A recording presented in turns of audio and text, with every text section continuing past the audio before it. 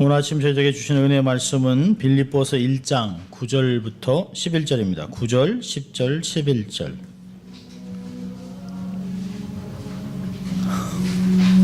빌립보서 1장 9절, 10절, 11절입니다. 하나님의 말씀을 봉독해 드립니다.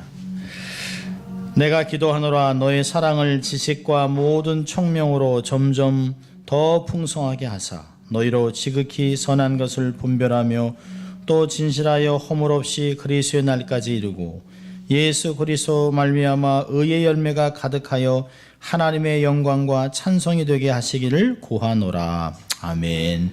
하나님의 말씀이었습니다. 좋은 아침입니다. Good morning. 네, 좋은 아침입니다. 자, 우리도 한번 해볼까요? 양손을 좀 가슴에 얹고 고백합니다. 난 하나님의 특별한 사랑을 받은 사람이다. 두 번 하겠습니다. 나는 하나님의 특별한 사랑을 받은 사람이다. 나는 하나님의 특별한 사랑을 받은 사람이다. 믿습니까 여러분? 예, 또 한번 외쳐볼까요? 하나님을 기쁘시게, 예, 사람을 행복하게. 예, 그렇습니다. 빌립보서를 계속해서 강의를 합니다. 오늘은 네 번째 목자의 기도, 바울의 감사, 바울의 확신, 또 바울의 사랑, 이런 것들을 보면서 오늘은 바울이 빌립보 교회를 위한 기도의 내용들을 보려고 합니다. 이 내용을 좀 이해하기 좀 쉽게 하기 위해서 제가 예화로 시작합니다. 조금 깁니다만 잘 들으시면서 한번 생각을 해볼 수 있기를 바랍니다. 70이 넘은 노부부가 성격 차이를 이유로 이혼했다. 성격 차이로 이혼한 그 노부부는 이혼한 그날 이혼 처리를 부탁했던 변호사와 함께 저녁 식사를 했다. 주문한 음식은 통닭.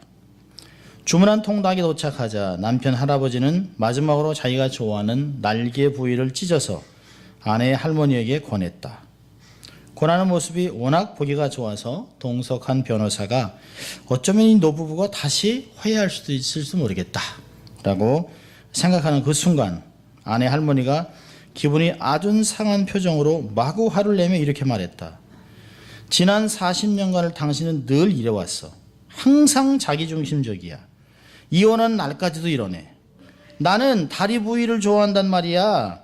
내가 어떤 부위를 좋아하는지 한 번도 물어본 적이 없어. 당신은 자기중심적이고 아주 이기적이야.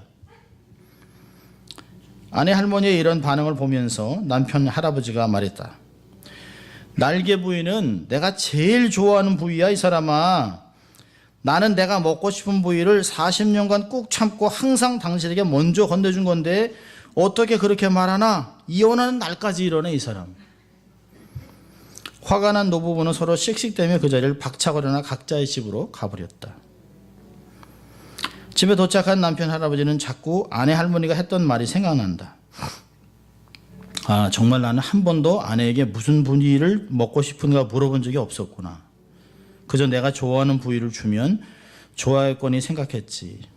내가 먹고 싶은 부위를 떼내어서 주어도 시큰둥한 반응을 보이는 아내에게 섭섭한 마음만 들고 돌아보니 내가 잘못한 일이 많네. 나는 여전히 아내를 사랑하고 있는데 아무래도 사과라도 해서 아내 마음이나 풀어줘야겠다.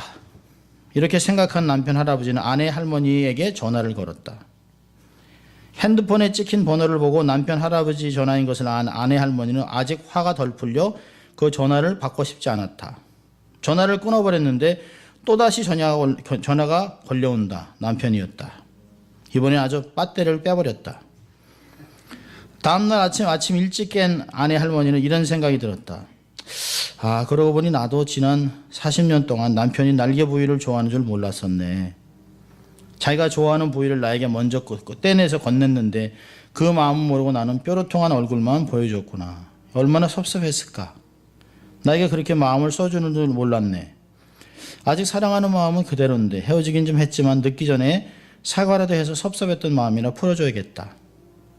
아내 할머니가 남편 할아버지 핸드폰으로 전화했지만 남편 할아버지는 전화를 받지 않는다. 아이고 꽁한 사람. 또 내가 전화 안 받아도 자기도 안 받네 하고 생각하고 있는데 갑자기 낯선 전화가 걸려왔다. 여보세요? 예, 누구시죠? 예, 그런데요. 예, 당신 전 남편께서 소천하셨습니다. 남편 할아버지 집으로 달려간 아내 할머니는 핸드폰을 꼭 잡고 죽어있는 남편을 보았다. 그 핸드폰에는 남편이 마지막으로 자신에게 보내려고 찍어둔 문자 3마디가 있었다. 미안해, 사랑해, 그리고 용서해. 네, 따라합시다. 아무리 화가 나도 전화 배터리는 빼지 말자. 그럼 두 사람이 사랑을 안 하는 게 아니죠. 참 사랑했죠. 그러니까 40년을 살았겠죠. 문제는 뭘까요? 사랑하는 방법이 없었습니다. 서로를 너무 모르고 사랑하며 살아간 것이에요. 사실은 오늘의 본문이 그런 내용입니다. 오늘의 본문의 내용이. 바울은 빌립보 교회 성도들을 마음에 새겨두고 항상 기도하고 있었습니다. 사랑하기 때문에 기도하고 또 멀리 있기 때문에 기도하고 그리고 애정 표현을 많이 해요. 근데 특히 자신이 곁에서 돌보고 있지 못하기 때문에 또 교회에 분열의 조짐이 보이기 때문에 편지를 쓰는 것이에요. 그리고 애가 타도록 기도하고 있습니다. 바울 서신의 몇몇 서신에 보면 초반에 기도 내용이 나와요. 내가 너희를 왜 이렇게 기도한다. 근데 대개 그 기도 내용 안에 교회에 문제가 들어 있습니다. 그 문제 때문에 기도를 해요. 그러니까 바울의 기도 속에 보면 빌립보 교회가 당면한 부분을 볼 수 있어요. 가장 큰 문제가 뭘까요? 사랑입니다. 사랑. 그런데 사랑하는 방법을 모르고 사랑을 해요. 자, 오늘 9절을 보세요. 오늘 본문을 보면 자, 우리 9절 읽습니다. 같이 시작. 내가 기도하노라 너희 사랑을 지식과 모든 청명으로 점점 더 풍성하게 하사. 예. 바울은 빌립보 교회가 사랑이 넘쳐 흐르기를 원했어요. 점점 더 많아지기를 원했습니다. 그러니까 사랑이 없는 교회는 아니에요. 그런데 아직은 사랑이 부족합니다. 여러분 빌립보 교인들을 보면 사랑이 있는 교회예요. 특별히 하나님을 위한 헌신과 사랑은 대단한 교회입니다. 극진한 고난과 핍박 속에서도 하나님 사랑하는 건 변하지 않아요. 그렇게 어려운 중에서도 바울에게 선교비를 보내고 사랑을 한다는 표현들을 계속하고 있습니다. 자, 근데 문제는 뭘까요? 세상에서 오는 핍박도 견디고 주님을 사랑하는 마음도 있고 똘똘 뭉치면서 어떤 누가 생겼을까요? 서로를 향한 사랑이 자꾸 문제가 일으키고 있습니다. 주를 사랑하는 건 다 사랑을 해요. 다 열심히 사랑해요. 다 어려움이 있지만 똘똘 뭉쳐서 서로가 서로를 배려하고 정말 서로를 섬겨주고 해야 되는데 거기에 문제가 생겼다는 것이에요. 성도들 간에 다툼이 있고 특히 다툼과 시기와 분쟁이 극에 달해서 두 명의 여인이 크게 대립되어 있습니다. 아마 영향력이 있는 두 여인이겠죠. 4장 2절을 보면 내가 유오디아를 권하고 순두개를 권하노니 주 안에서 같은 마음을 품으라. 교회 안에 두 알력이 생긴 것이에요. 그렇다고 두 사람이 주님을 사랑하지 않는 것은 아니에요. 다 사랑해요. 여러분 제가 교회의 분열을 보고 교회에서 분쟁이 일어났을 때 분쟁을 중재하러 들어간 적도 있어요. 근데 문제는 보면 하나같이 다 하나님을 사랑해요. 하나같이 다 교회에서 열심히 일을 냅니다. 문제는 상대방을 용납 안 해요. 상대방을 사랑하지 않습니다. 그리고 비방하고 헐뜯고 그런 가운데 절대로 같은 교회에서는 신앙생활을 못하겠다는 거예요.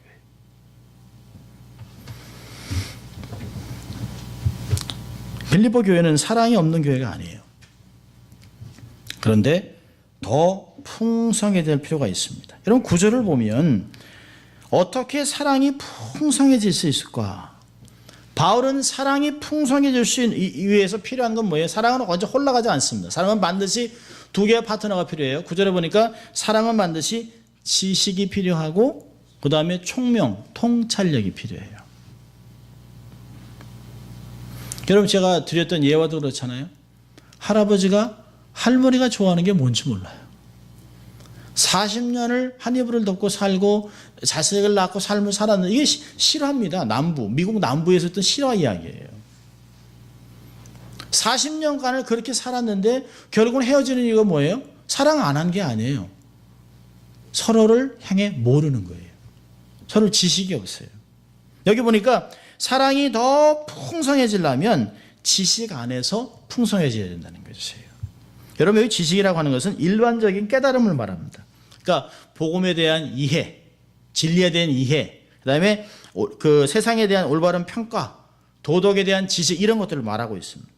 그러니까 특별히 예수 그리스도에 대한 지식이 있을 때 사랑이 풍성해져요. 예수 그리스도께서 나를 얼마나 사랑하셨는가, 만세전에 나를 택하시고 또 때가 돼서 주님이 육신을 입고 오셔서 성육신으로 오셔서 잘 자라시고 공생애 동안 하나님의 말씀을 이야기하고 하나님 나라를 이야기하고, 그리고 결국에는 33년이 되는 그때 십자가에서 우리의 죄를 위해서 다 죽고 돌아가시기 때문에 내가 은혜를 경험한 것이에요. 근데 그 은혜가 나만인가요? 아니에요. 내가 지금 상대방이라고 생각하고 내가 싫어하는 그 사람을 위해서도 내 교회 안에 있는 저 장로, 저 집사, 저 권사, 저 목사, 저 인간 위해서 다 주님이 돌아가신 거예요. 주님이 어떻게 인류를 보편적으로 사랑하시고 특별히 자기의 자녀들을 특별히 사랑해서 십자가로 구속했는가 사랑을 알면 하나님의 사랑이 내게만 있는 게 아니라 우리 교회 공동체 전체에게 있다. 내가 미워하고 싫어하고 판단하는 그 사람마저도 하나님이 아들을 보내서 십자가에 돌아가게 하셨던 그 사랑의 지식을 깨달으면 사랑을 안 할 수가 없다는 거죠. 사랑의 결핍은 신학의 결핍입니다. 진리의 결핍이에요. 하나님에 대한 지식과 하나님의 사랑과 하나님이 행하신 것들을 알지 못하기 때문에 사랑이 어떻게 돼요? 내 중심적으로 바뀌는 거예요. 제한적으로 바뀌는 거예요.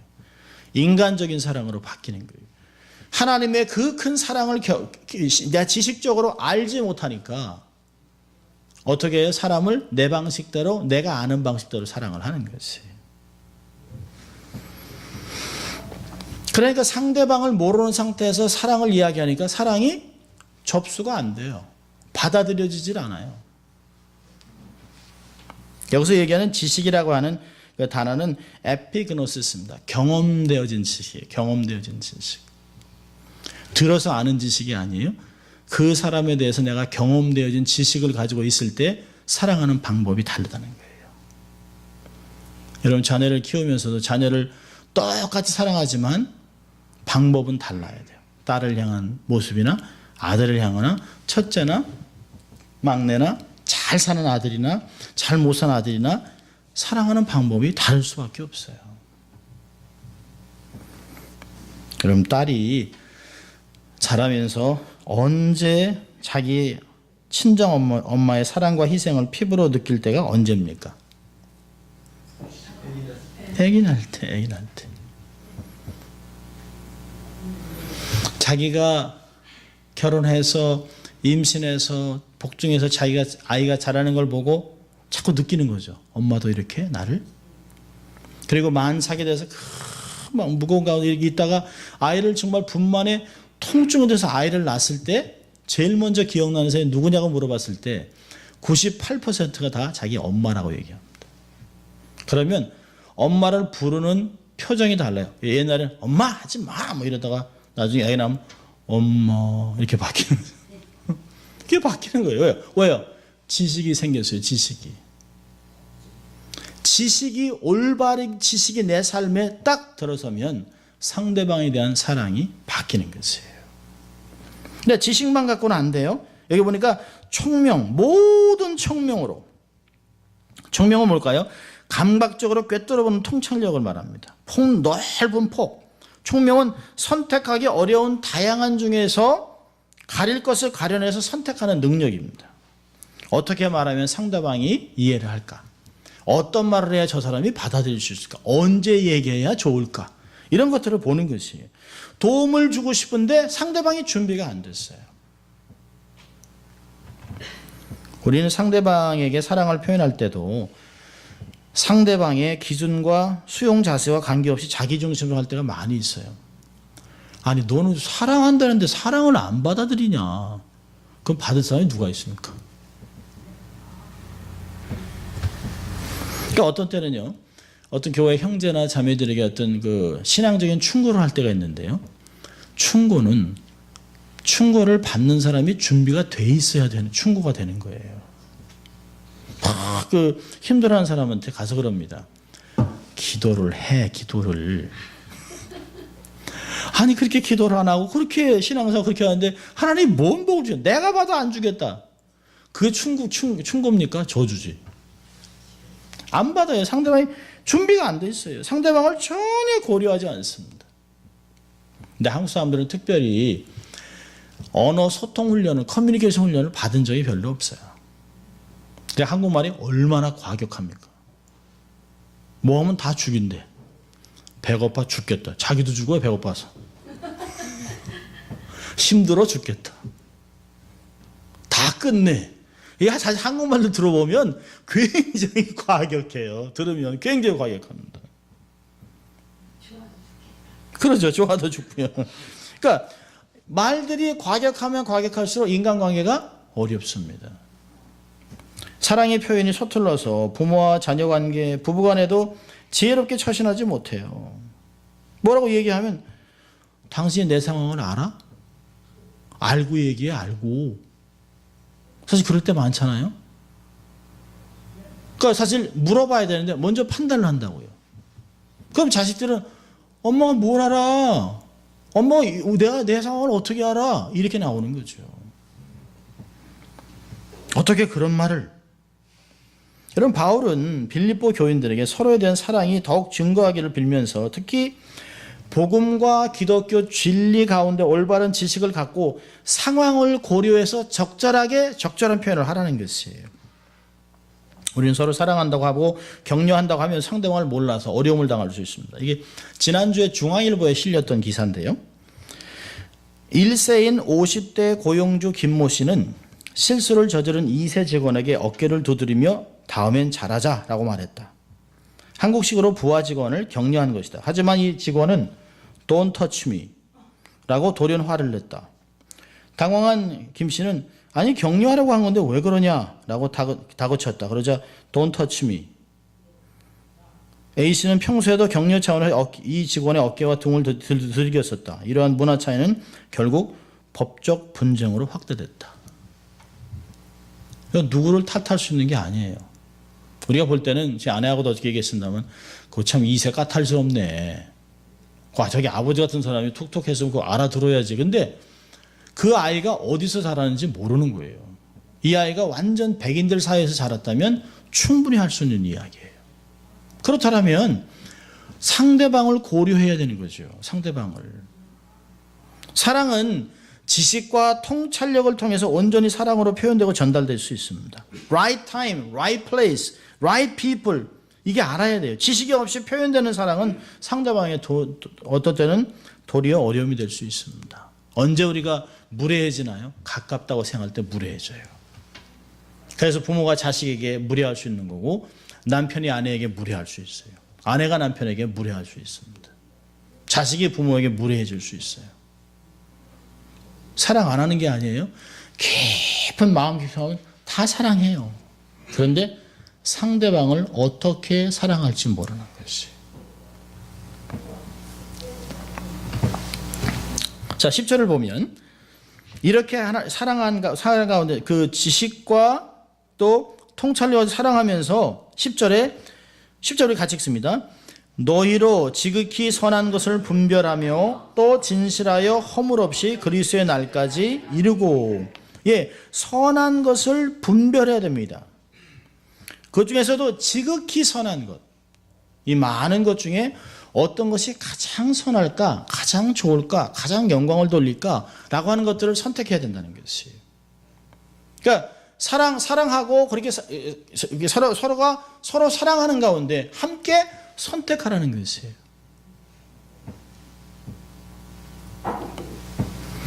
진정으로 의미 있고 가치 있는 것들을 분별하라는 말입니다. 그러니까 모든 걸 시험해보고 그 결과로 드러난 것을 인지하고 그것을 견제하라는 말입니다. 오늘날 우리는 가치관의 혼돈 속에 살아갑니다. 그래서 많은 사람들이 추구하는 가치 가운데 정말 의미 있고 좋은 것이 무엇인지 잘 분별하지 못해요. 부모가 자식을 사랑할 때도 자식이 정말 좋은 가치를 갖고 자라기보다는 어떤 때는 해가 되는 것을 가르칠 때가 있습니다. 요즘 보세요. 저희 때만 하더라도 보통 뭐 4명, 5명은 기본입니다. 뭐 7남매, 8공주, 뭐 10남매. 이건 뭐 기본이었습니다. 우리 부모님 세대 거의 10명입니다. 거의 10명. 그러니까 형제들이 알아서 커요. 알아서. 그러니까 뭐 엄마 아버지 뭐 농사하러 가시면 첫째, 둘째, 셋째가 다 막내들 다 키우는 거예요. 업고 키우고 뭐 이렇게 키웠어요. 그리고 이렇게 마당에 풀어놔도 괜찮아요. 그렇게 키웠어요. 엄마 오시면 첫째는 또 저희 어르신들 보면 첫째들은 가서 또 밥하고 빨래하고 또 꼬마들 이렇게 해서 씻기고 이렇게 하면 쭉 앉혀놓는다고요. 요즘은요, 많이 나요, 둘. 그래가지고 둘을 어려서부터 세상에서 성공하고 다른 사람들을 컨트롤하고 위에 서기 위해서 영악한 방법, 온갖 수단과 방법들을 다 가르칩니다. 절대로 지면 안 돼. 앞서야 돼. 올라가야 돼. 가난하면 안 돼. 밀리면 안 돼. 그래서 건강한 자아상이 아니라 아이들에게 길을 세워줍니다. 기. 온갖 좋은 것들, 아주 그냥 유년기 때부터 영악해지는 각종 기술을 가르쳐요. 하지만 그것이 정말 좋은 것인지 우리는 돌아봐야 합니다. 여러분, 미국에서 뭐 중국 식당이나 식당들을 보면 뛰어다니는 아이들은 다 한국 애들입니다. 식당에서 뛰어다니는 애들은 다 한국 애들이에요. 한 번은 제가 식당에서 밥을 먹고 있는데, 아이고, 한 3살, 4살 된 애들 같은데 막 뛰어다닙니다. 막 뛰어다니니까 어떤 어르신이 있습니다. 그 애들 엄마 누구야? 이랬습니다. 얘들 엄마 누구예요? 밥 좀 먹읍시다. 그렇잖아요. 밥 먹으러 간다 애들 막 뛰어다녀요. 근데 아무도 나타나지 않아요. 제가 볼 때는 저쪽에 있는 저 사람들인데 안 나타나요. 그러니까 주인이 와서, 아유, 어르신 죄송합니다. 양해하십시오. 주인이 와서 그래요, 주인이. 그러다가 결국 이놈들이 뛰어다가 사고를 쳤습니다. 할아버지가 이렇게 물을 마시는데 지나가다 툭 쳐가지고 물을 바지에 쏟았어요. 그러니까 할아버지가 그 아이를 딱 잡았습니다. 팔을 잡았습니다. 네 엄마 누구야? 그러니까 이 녀석이 놀래가지고 왕 하고 울었어요. 엄마! 그러니까 금방 앙 하니까 여기 있던 사람이 딱 와요. 딱 오더니 왜 그러냐 해서 설명하는 거죠. 아니, 왜 어린애를 팔을 자꾸 이렇게 비틀고 힘들게 하냐고. 그래서 아니, 비틀기는 무슨. 그래서 이제 팔을 놔줬어요. 그래서 설명했습니다. 아니, 애들이 이게 식당에서 이렇게 뛰어다니는 데가 아니죠. 놀이터가 아닌데. 알아듣기에 참 점잖게 설명하셨어요. 아이를 데리고 있어. 끝나서 밥을 다 먹었으면 나가야지. 다른 커피숍으로 가든지. 애들이 식당에 뛰어다니다가 손님을 툭툭 치고 만약에 김치라도 썼으면 어떻게 되느냐. 이 봐라, 이 바지 다 젖었다 그러니까 그 엄마 하는 얘기가, 아니, 그 물 바지에 쏟아진 거 갖고 뭐 이렇게 애를 그냥 죽이려고 팔을 비틀려고 그러냐. 막 악각됩니다. 근데 제가 옆에서 보면서, 이야, 쟤는 커서 뭐가 되겠나. 속으로 히틀러 되겠다. 아나무인. 그거 갖고 뭘 애를 기를 죽이냐 이거예요. 여러분, 기를 죽이는 문제가 아니라 공공장소에서 함께 살아가는 삶을 안 가르치는 거잖아요. 지극히 선한 것을 가르치지 않는 것이에요. 야, 네가 좋으면 되는 거야. 네가 하고 싶은 거 해. 남 생각하지 마. 해. 밀고 나가. 놀아. 그러서는 안 되잖아요. 그게 길을 살리는 게 아니에요. 여러분, 하나님의 사람들이라면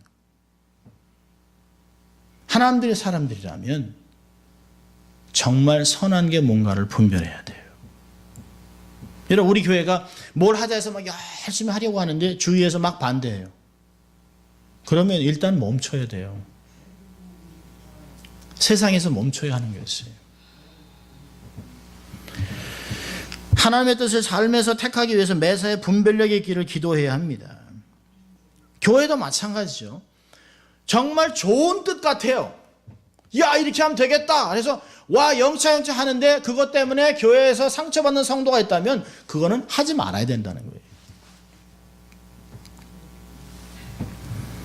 성도들의 삶은 대충 아무거나 이래도 좋고 저래도 좋을 수가 없어요.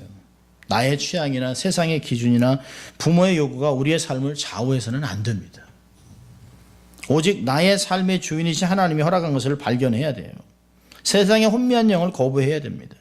로마서 12장에서 이 세대를 본받지 말라고 그러잖아요. 에베소 5장 10절에 주께 기쁘시게 할 것이 무엇인가 분별해보라는 거예요. 어떻게 해야 주님이 기뻐하실까? 어떻게 해야 덕을 세울까? 그걸 생각해보라는 것이에요. 여러분 여기 보니까 10절에 지극히 선한 것을 분별하는데 진실하고 허물이 없이. 진실이라는 게 뭐예요? 순수한 것. 어떤 것을 택할 때 자기의 이득이나 어떤 내 목적을 성취하기 위한 것이 아니라 순수한 동기를 가지고. 여기서 허물이 없다는 건 뭘까요? 허물이 없다는 건 남의 삶 안에 거침돌이게 되게 한다는 거예요. 거침돌을 놓는 거예요. 그러니까 내게도 거침돌이 되지 않고 상대방에도 거침돌이 되지 않고 또 함께 살아가는 공동체 안에서 거침돌이 되지 않도록. 아마 이럴 수 있겠죠. 한쪽 사람이 야 이거 좋은 거라고 하자고 그랬어요. 근데 이쪽에서는 그러면 안 돼. 그러면 박 집사님 다쳐 그러는데 밀고 나가는 거예요. 그러니까 그러지 말라는 거죠. 한 사람이 너무 다쳐버리면 안 된다는 것이에요.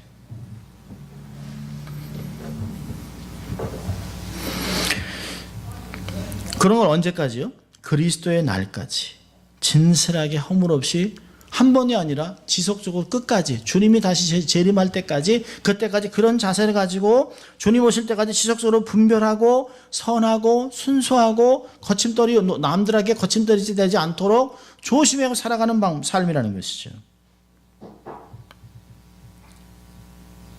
그래서 신앙생활은 쉬운 것이 아니에요.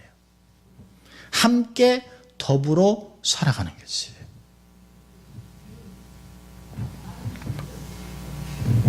자, 우리 11절 같이 읽습니다. 시작.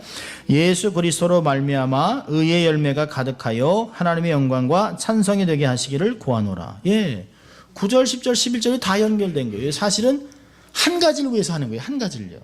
9절이 뭐예요?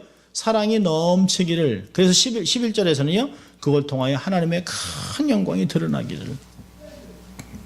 그러니까 사랑은 반드시 지식과 통찰력이 필요해요. 그리고 그걸 가지고 가장 지극히 선한 것이 무엇인가를 분별해요. 그 분별하는 과정이, 그 프로세스가 뭐예요? 순수하고 남들에게 거침이 되지 않도록. 그런 것이 주님이 오실 때까지 지속적으로 반복하는 거예요. 그렇게 하면 어떻게 될까요? 11절에 말씀하신 대로 우리의 삶 속에서 의의 열매가 넘치게 된다는 것이에요. 예수 그리스도로 말미암아 의의 열매가 가득하여. 이걸 보면 의의 열매는 하나님을 기쁘시게 하는 바른 행동을 말하는 것이에요. 본문의 문맥에 보면 사랑의 풍성함, 분별, 오염없는 순수, 또 넘어뜨림 없는 행동 이런 걸 보면 그리스도인들의 성숙에 대해서 관련되어 있는 말이에요. 하나님의 자녀들은 빛의 자녀, 의의 열매를 맺어야 되는 것입니다. 자, 여기 보니까 열매는 자생적으로 맺는 것이 아니에요. 내가 원하기 때문에 열매를 막 맺는 것이 아니에요. 맺혀지는 것이에요.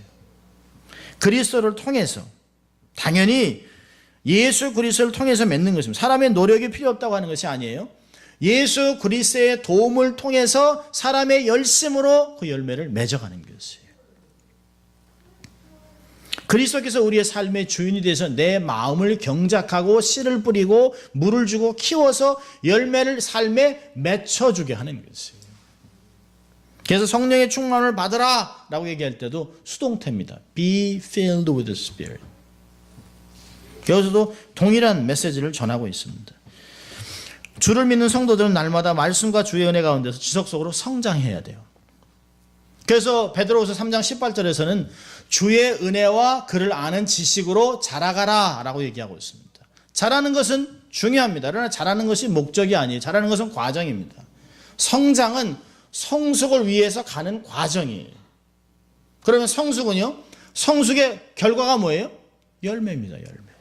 나무는 열매로 아는 것이에요. 남들이 다 저거 사과나무인데 근데 딱 봤는데 사과가 안 열리고 다른 복숭아 이런 게 막 열려요. 그건 나무가 사과나무가 아니에요. 포도나무면 포도가 열려야 돼요. 사과나무면 사과가 열려야 됩니다. 우리가 기독교인이라면 기독교인의 삶의 열매가 맺혀야 된다는 것이에요. 말하는 것은 기독교인이에요.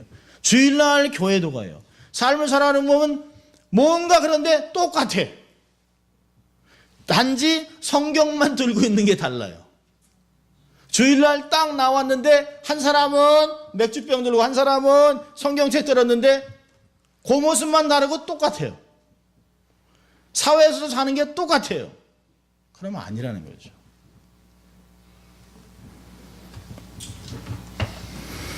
요한복음 15장 16절에서는 너희가 나를 택한 것이 아니요 내가 너희를 택하여 세웠나니 이는 너희로 가서 과실을 맺게 하고 또 너의 과실이 항상 있게 하여 항상 과실 맺게 만드는 것이에요. 풍성한 삶, 나눠주는 삶, 베푸는 삶, 축복의 통로가 되는 삶을 하나님이 원하셨어요.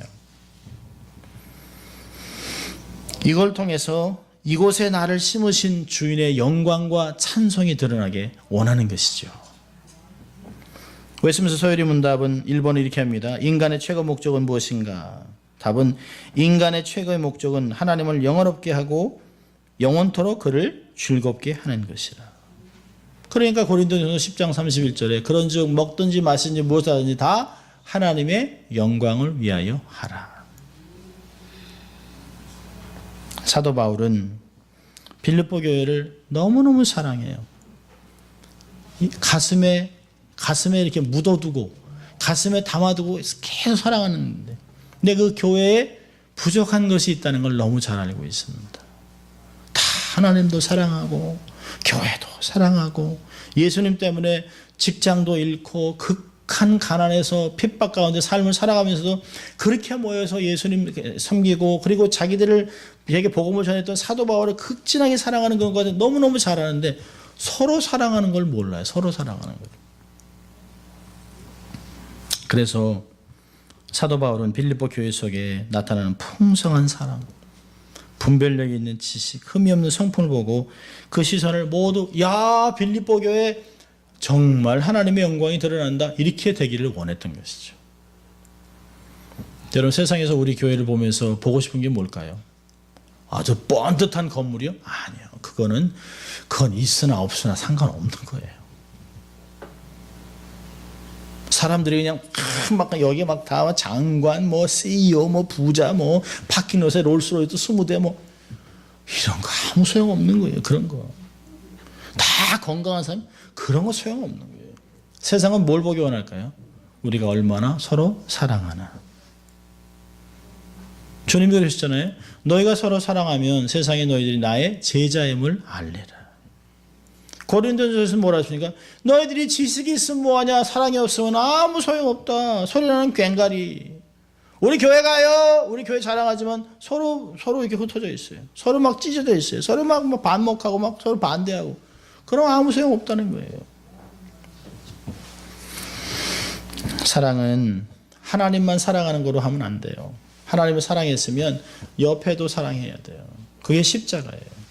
내가 하나님을 사랑한다면 하나님이 사랑하는 그 사람도 내가 사랑해야 합니다. 그래서 지식과 통찰력이 필요한 것이에요. 그리고 가장 선한 것을 함께 모여 분별해야 돼요. 순수하게 아무 이득 없이 조건 없이. 그리고 열심히 성령님의 도우심으로 열매를 맺어가는 것이에요. 선한 소문이 나는 것이에요. 그렇게 하면 공동체가 그 열매를 통해서 하나님이 원하시는 것들을 감당하게 된다라고 하는 것입니다. 자, 두 가지만 적용합니다. 자, 오늘 첫째로 사랑하며 살아야 합니다. 사랑하며. 가장 흔한 말이기도 하고 가장 어려운 말입니다. 사랑 많습니다. I love chocolate. 뭐야? 초콜릿을 사랑한다는 거예요? I love my dog. 이 사랑이 모든 것에 다 쓰여 있어요. 그런데 진짜 의미대로 살아가는 사람은 많지 않습니다. 조건 없는 사랑. 여기서 얘기하는 사랑은 아가페 사랑을 이야기합니다. 그리스도의 보혈로 맺혀진 가족이기 때문에 우리는 마음과 말로만 사랑해서는 안 돼요. 그러기 위해서는 어떻게 해야 될까요? 서로 배우려는 자세를 취해야 합니다. 주장하면 일단 끝나요. 내 길이 최고야. 이 길로만 와야 돼. 그건 아무도 좋아하지 않습니다. 주장하지 말고 배우세요.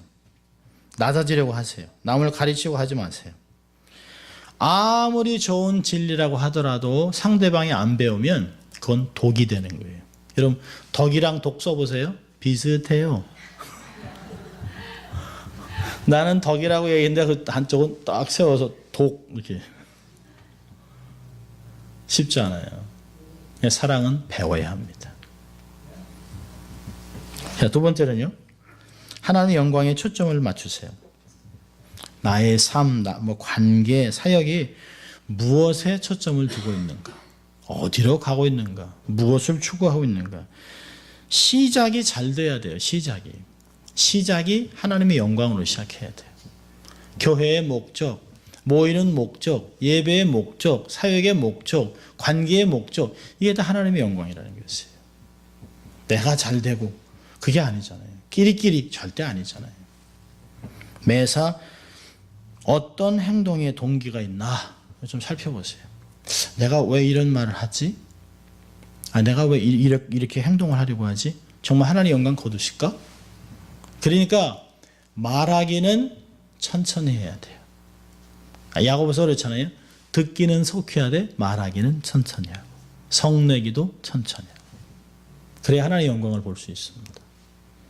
우리 교회는 조금 천천히 가더라도 하나님의 사랑으로 충만해지고 순수하게 가장 선한 것 하나님의 뜻을 발견하고 주님이 오실 때까지 그렇게 살아감으로 우리의 열매가 아닌 우리의 이름이 아닌 의의 열매가 가득한 그런 교회 될 수 있기를 주의 이름으로 축원합니다. 기도하겠습니다. 하나님 아버지 감사합니다. 오늘도 하나님 사도 바울의 기도를 통하여 우리의 삶에 정말 부족한 것이 무엇인가를 돌아보게 하셨습니다. 주님 지식을 가지고 통찰력을 가지고 서로 한없이 조건 없이 사랑하는 저희들 될 수 있도록 도와주시고 그래서 하나님 이걸 통하여 서로가 덕을 끼치게 하시고 섬기는 가운데 의의 열매가 가득하여 거룩한 소문으로 영광 돌리는 귀한 삶이 될 수 있도록 주님 축복하여 주시옵소서. 감사하고 예수님 이름으로 기도합니다. 아멘.